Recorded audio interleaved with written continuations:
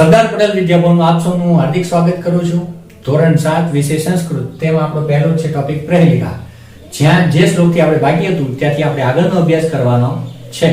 તો આગળ જે ભણાવ્યું હતું એ બધું તમને યાદ રહી ગયું હશે, હું એવી આશા રાખું છું. તો ચાલો વિદ્યાર્થી મિત્રો, હવે આપણે આપણા જે શ્લોકથી બાકી છે ત્યાંથી આપણે આગળનો અભ્યાસ શરૂ કરીએ. તો વિદ્યાર્થી મિત્રો, આપણે આપણા શ્લોક નંબર 3 તરફ પ્રયાણ કરીશું.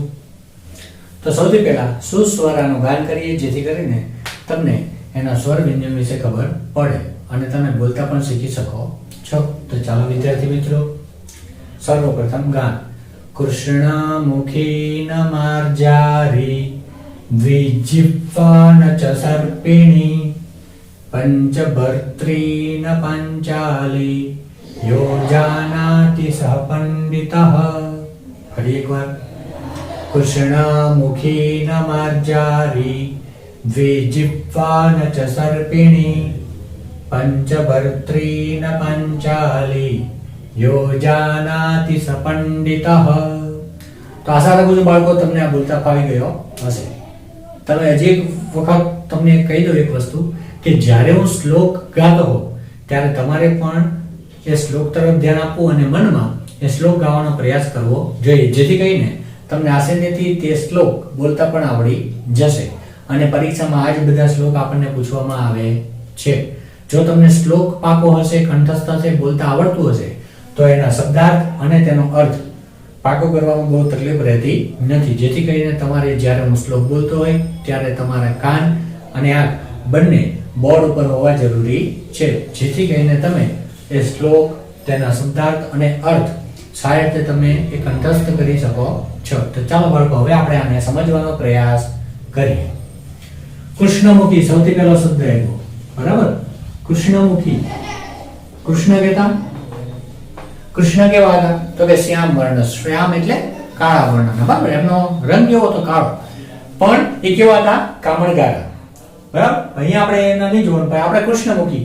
કૃષ્ણમુખી એટલે એનો જે વર્ણ છે એ કેવો છે? શ્યામ વર્ણ. ન માર્જારી. ન એટલે નહીં, માર્જારી એટલે બિલાડી.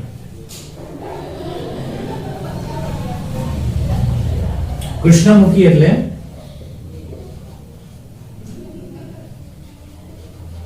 કાળું મુખ, બરાબર? જે છે તે. માર્જારી એટલે બિલાડી. તેને કૃષ્ણમુખી એટલે કે તે કાળું મોઢું છે એને, પણ તે માર્જારી એટલે બિલાડી છે નહીં. દ્વિજિહ્વા અને ચ સર્પિણી. દ્વિ એટલે બે. દ્વિ એટલે બે. અને જીહ્વા.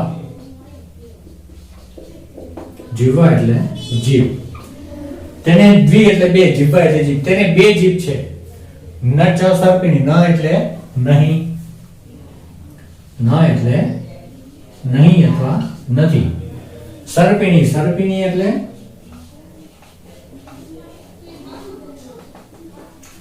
એટલે નાગણી. તેને બે જીભ છે પણ નાગણી નથી. અહીંયા કેમ બે જીભવા કીધું? તમે જોજો, સર્પ જ્યારે ફરે, દૂધ પીવે કે કોઈને ડંસ મારે ત્યારે પોતાની જીભમાં જોજો, એને જીભમાં બે આવી રીતના દાંતા હોય વચ્ચેથી, અને એના બે જીભવા હોય. એની જે ટોચ હોય જીભની એ કેવી હોય? તો કે બે હશે. વચ્ચેથી આમ કાપો પડેલો અને બે જીભવા એની હશે. એટલા માટે અહીંયા કીધું કે તેને બે જીભ છે પણ તે માર્જારી એટલે કે બિલાડી છે નહીં. પંચભત્રી. પંચ એટલે પાંચ, અને ભત્રી. અને ભત્રી એટલે પતિ, બરાબર? એટલે કે પાંચ પતિ છે. પાંચ પતિ વાળી. એને પાંચ પતિઓ પણ છે. પણ પાંચાલી. પાંચાલી કેટલા? કોણ? પાંચાલી એટલે દ્રૌપદી.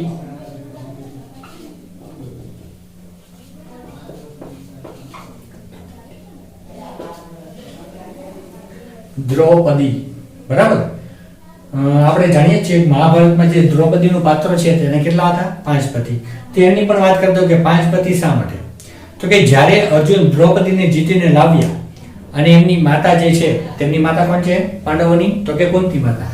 કુંતી માતા કઈ ઘરમાં કામ કરી રહ્યા હતા અને અર્જુનને કીધું કે જો માતા, હું શું લઈને આવ્યો છું? તો માતાનું ધ્યાન એના તરફ હતું નહીં કે અર્જુન શું લઈને આવ્યો છે, પણ એને જોયા વગર જ કહી દીધું કે તું જે લાવ્યો હોય તે પાંચે ભાઈઓ સમજી વહેંચીને લઈ લો. તેનો મતલબ એક કોમ શું લાવ્યો તો સુકન્યા લાવ્યો તો પરણીને. હવે માતાએ એવું કીધું કે પાંચે ભાઈઓ લઈ લો, એટલે પછી એ પાંચેય જણાના લગ્ન એ દ્રૌપદી સાથે કરવામાં આવ્યું. એટલા માટે પાંચાલી એટલે કે પાંચ પતિ દ્રૌપદીને છે. અહીંયા પણ પંચભત્રીનો પાંચાલી, એને પાંચ પતિઓ છે પણ તે પાંચાલી છે નહીં, એટલે કે દ્રૌપદી નથી. યો એટલે જે, યો એટલે જે, જાનાતી એટલે જાણે છે, સહ એટલે તે, સહ એટલે તે, પંડિત એટલે પંડિત. આને જે જાણે છે તે પંડિત છે. બરાબર. ફરી એકવાર, તે કાળું મુખ ધરાવે છે પણ તે માર્જારી એટલે કે બિલાડી નથી. તેને બે જીભ છે પણ તે સર્પિણી નથી એટલે કે નાગણી નથી. પંચભત્રી એટલે કે તેને પાંચ પતિઓ પણ છે પણ તે દ્રૌપદી છે નહીં. આને જે જાણે છે તે પંડિત છે. ફરી એકવાર બાળકો, તેને કાળું મુખ છે પણ તે બિલાડી નથી. તેને બે જીભા છે પણ તે નાગણી નથી.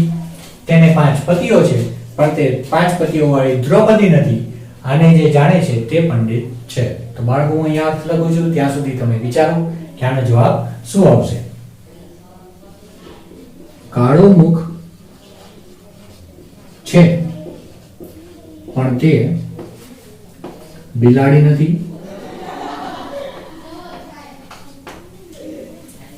તેને બે જીભ છે, તેને બે જીભ છે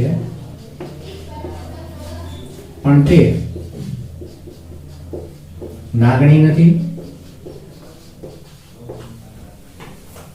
તેને પાંચ પતિઓ છે, તેને પાંચ પતિ છે પણ તે દ્રૌપદી નથી. પણ તે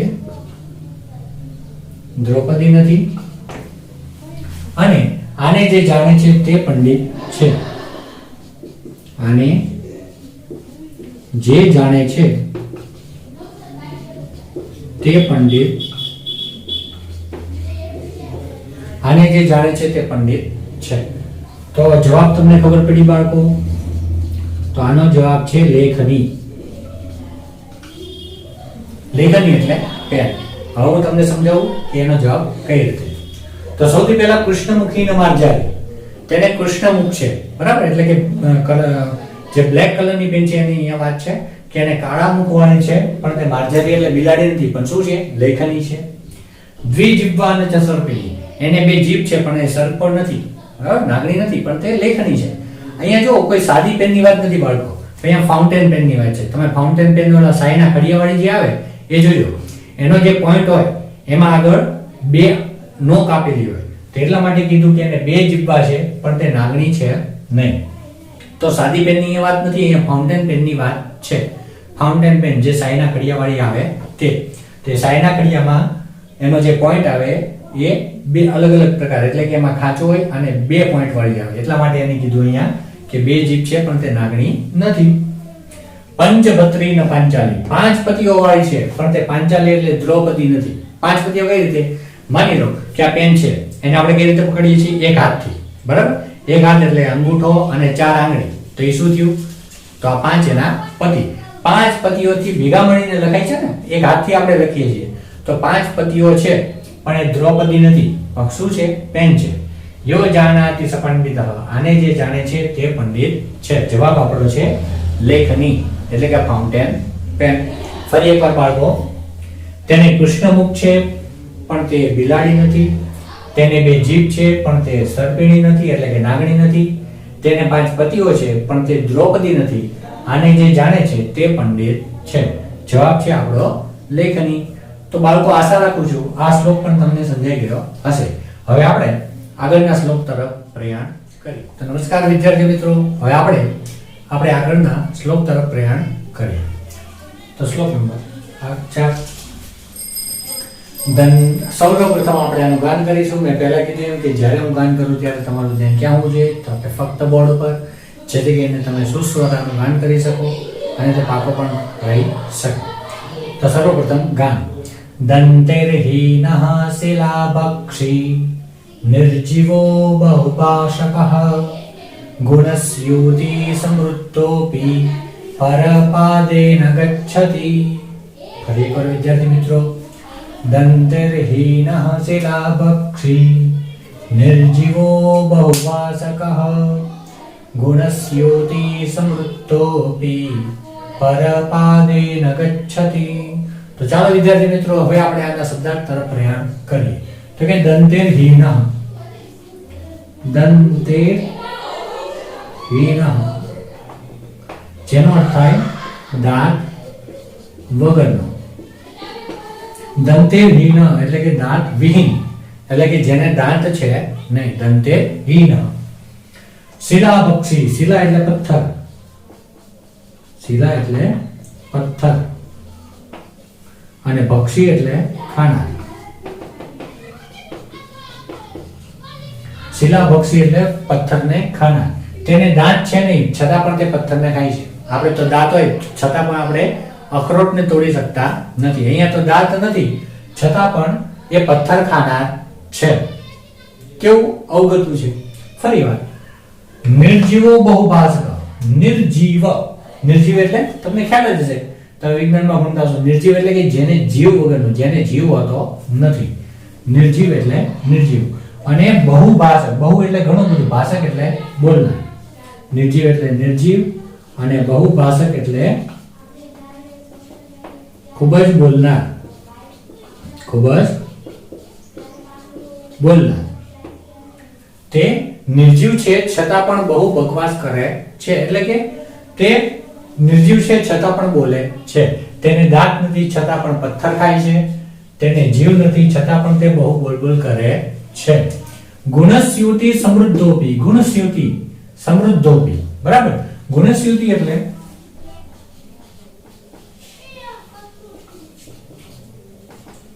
ગુણસ્યુતિ એટલે દોરીની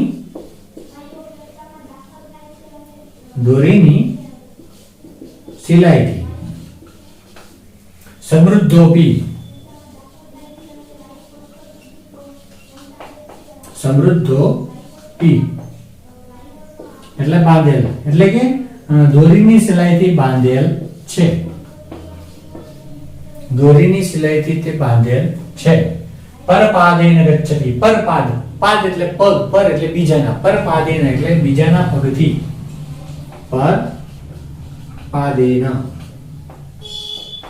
એટલે કે બીજાના પગ વડે, પરપાદેન બીજાના પગ વડે, ગચ્છતિ એટલે ચાલે છે।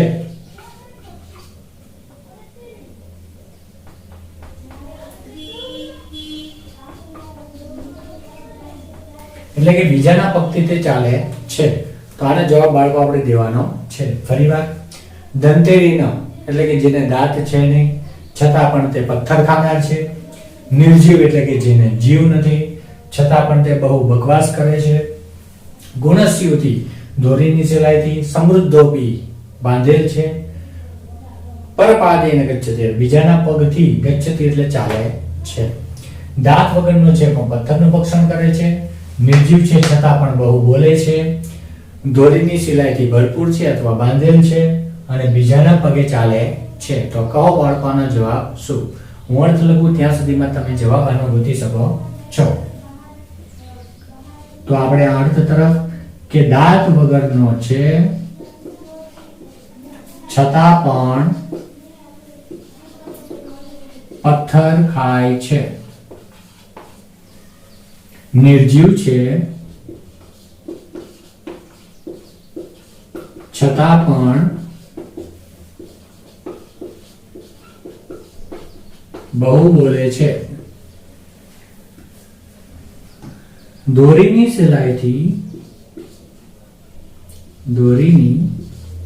સિલાઈથી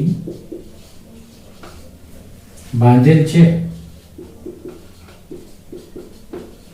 અને બીજાના પગ વડે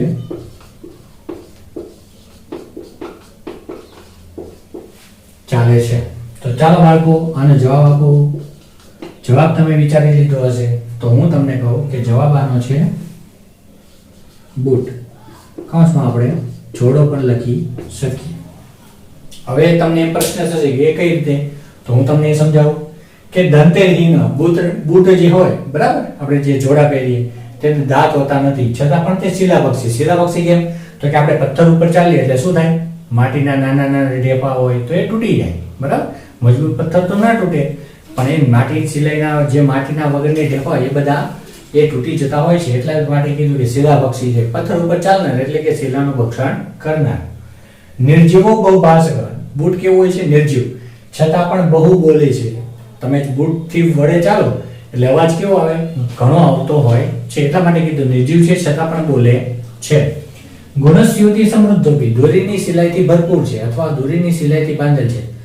જોડા કે ચપ્પલ વગેરે તમે ખરીદો એટલે જોજો નીચેની સાઈડ એ દોરીની સિલાઈથી બાંધેલો હોય. આખું એ જે પંચ વગેરે મૂકેલું હોય એની જે એડી હોય બરાબર, એ બધું આખો જોડો ટૂંકમાં દોરીની સિલાઈથી ભરપૂર હોય છે. દોરીની સિલાઈથી બાંધેલ છે.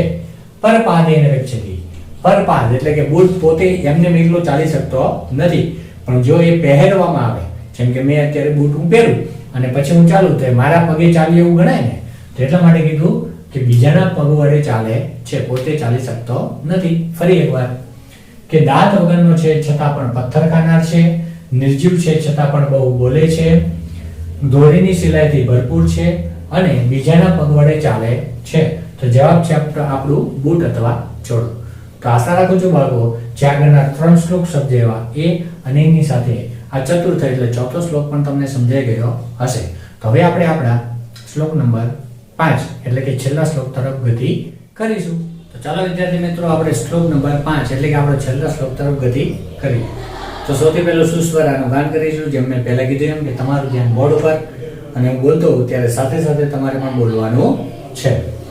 કસ્તુરી જાયતે કસ્માત કોહંતિ કરીણાંકુલમ કિમ કુર્યાત કાતરો યુદ્ધે મૃગાત સિંહ પલાયનમ.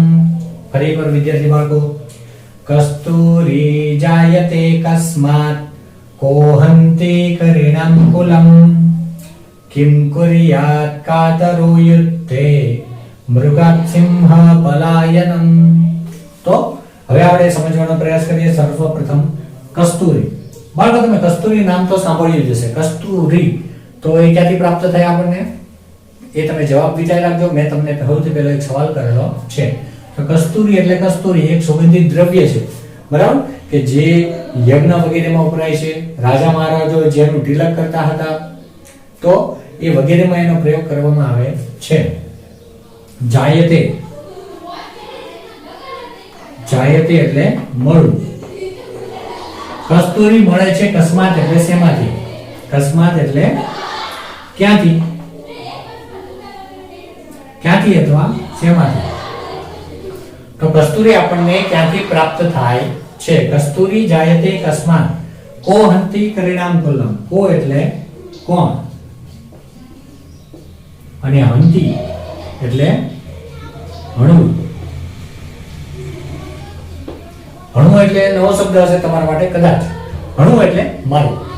કોહંતિ એટલે કોણ હણે છે. કરીણાંકુલમ, કરી એટલે હાથી અને કરીણામ એ ષષ્ઠી વિભક્તિ બહુવચન છે એટલે કે હાથીઓના ટોળાને. કુલમ એટલે કુળને, એટલે હાથીઓના કુળને. અહીંયા હાથીઓનું કુળ એટલે ઘણા બધા હાથીઓને, એટલે આપણે એવું કહી શકાય કે હાથીઓના ટોળાને. કોહંતિ, હંતિ એટલે હણવું. કરીણામ એટલે હાથીઓના. કરીણામ ષષ્ઠી વિભક્તિ બહુવચન, હાથીઓના. કુલમ એટલે ટોળાને.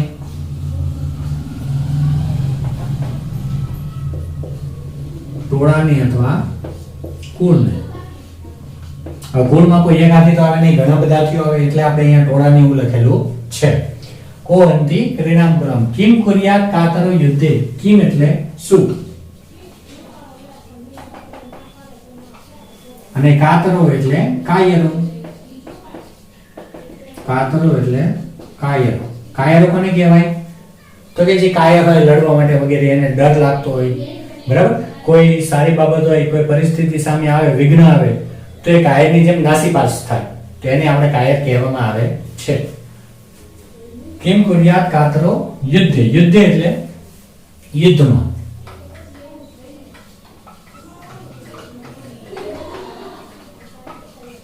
યુદ્ધ એટલે યુદ્ધમાં.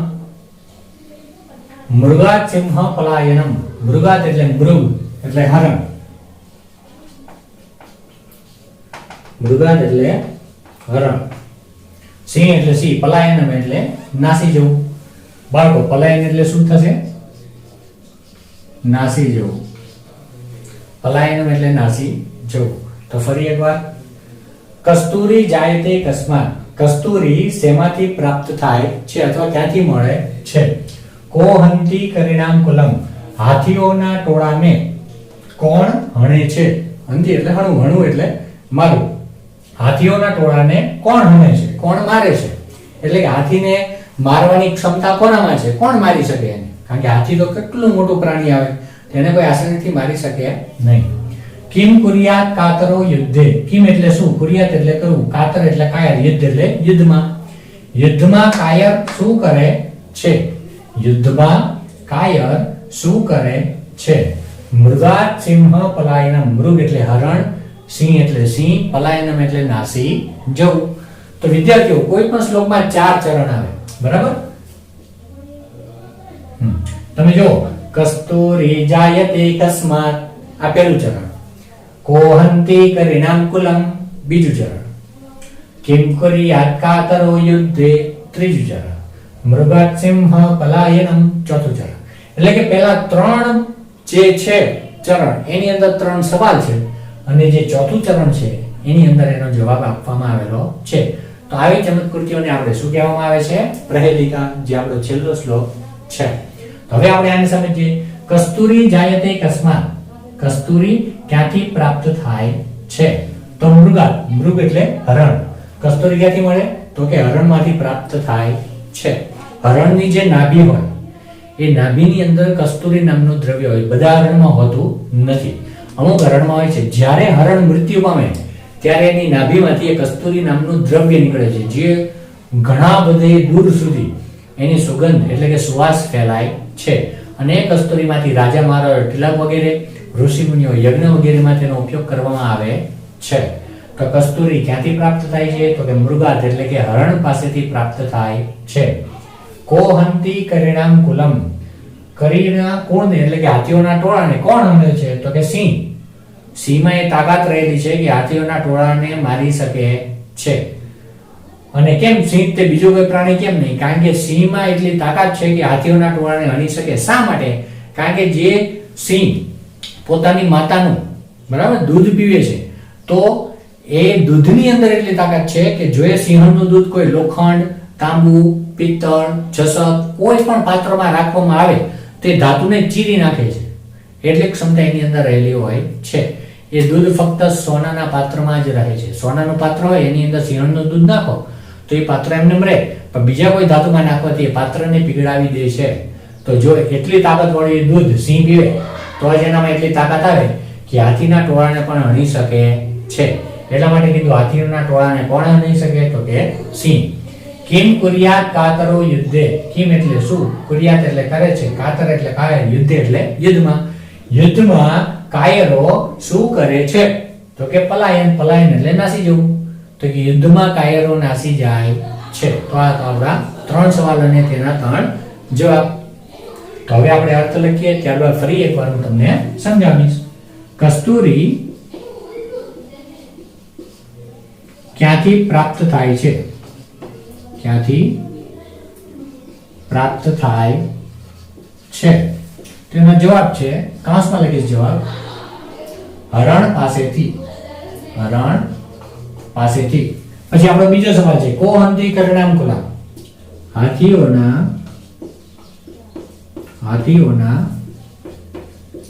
ટોળાને કોણ મારે છે અથવા હણે છે? તો આપણો જવાબ છે સિંહ. હાથીના ટોળાને સિંહ હણે છે. કિમ કુર્યાત કાતરો યુદ્ધે. કાયરો યુદ્ધમાં શું કરે છે? કાયરો યુદ્ધમાં શું કરે છે? તેનો જવાબ છે નાસી જાય છે. બરાબર? ફરી એકવાર, કસ્તુરી ક્યાંથી પ્રાપ્ત થાય છે તો કે હરણ પાસેથી, એટલે હરણની નાભીમાં કસ્તુરી હોય છે. હાથીઓના ટોળાને કોણ હણે છે એટલે કે સિંહ. હાથીઓના ટોળાને સિંહ હણે છે. કાયરો યુદ્ધમાં શું કરે છે? કાયરો યુદ્ધમાં નાસી જાય છે. તો આશા રાખું છું બાળકો આપણો આ જે છેલ્લો ટોપિક એટલે કે છેલ્લો શ્લોક હતો એ તમને સંપૂર્ણપણે સમજાઈ ગયો હશે. તો તમારે આ શ્લોક અને તેના અનુવાદ આપણે કંઠસ્થ કરવાના છે. કંઠસ્થ એટલે પાકું કરવું.